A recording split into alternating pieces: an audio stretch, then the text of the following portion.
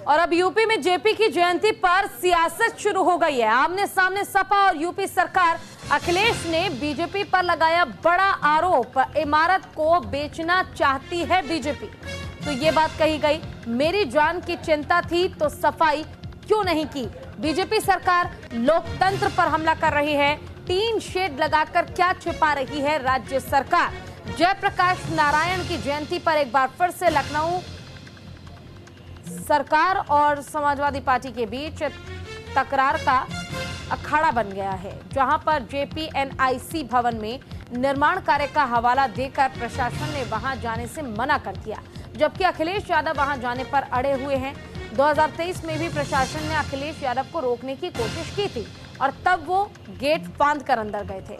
वहीं अखिलेश यादव के आवास की पुलिस ने बैरिकेडिंग कर दी है और उन्हें जेपी सेंटर जाने से रोक दिया गया है। इस दौरान अखिलेश यादव घर से जयप्रकाश नारायण की एक नई प्रतिमा के साथ निकले हैं।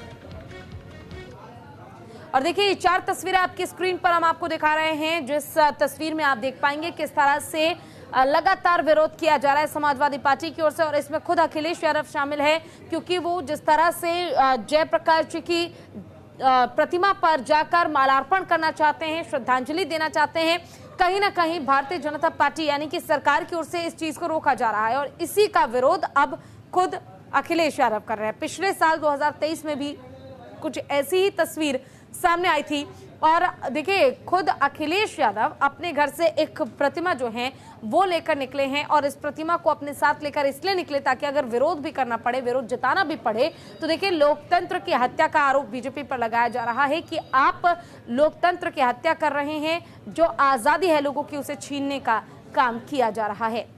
तो आवास के सामने पुलिस की भारी तैनाती की गई है और रास्ता बंद कर दिया गया, जिसमें अखिलेश यादव ने योगी सरकार पर निशाना साधा। उन्होंने कहा कि यूपी सरकार जेपी की मूर्ति पर माल्यार्पण करने नहीं दे रही है। उन्होंने ये भी कहा कि सरकार कुछ छिपा रही है।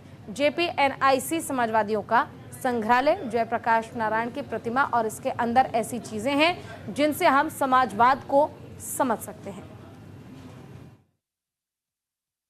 ये भारतीय जनता पार्टी के लोग जो बहाना ले रहे हैं कि वहां पर आपको बिच्छू दिखाई दे जाते,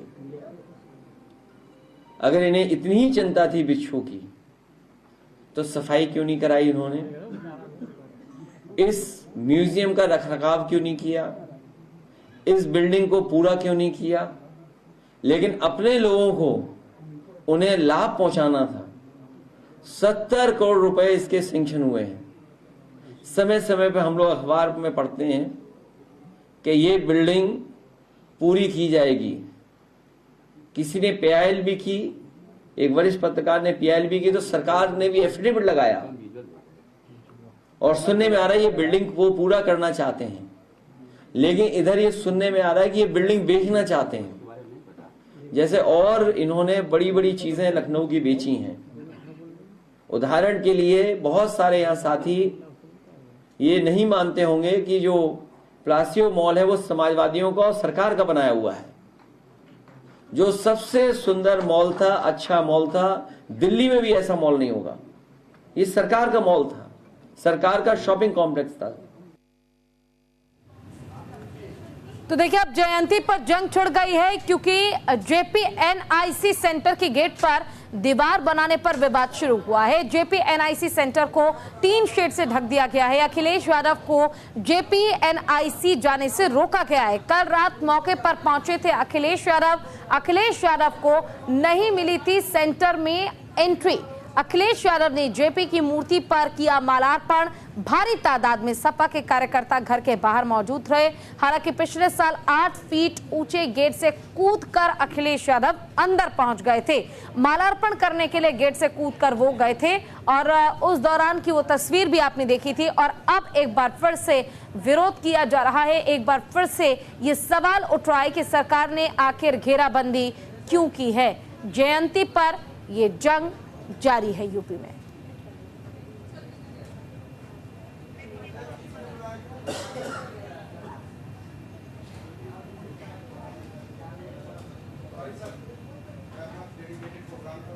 तो देखिए तस्वीर भी हम आपको विरोध प्रदर्शन की दिखा रहे हैं, किस तरह से विरोध किया जा रहा है, प्रदर्शन किया जा रहा है। और सवाल भी कई उठ रहे हैं कि आखिर क्यों समाजवादी पार्टी या फिर सपा के तमाम नेताओं को नहीं जाने दिया जा रहा है अंदर।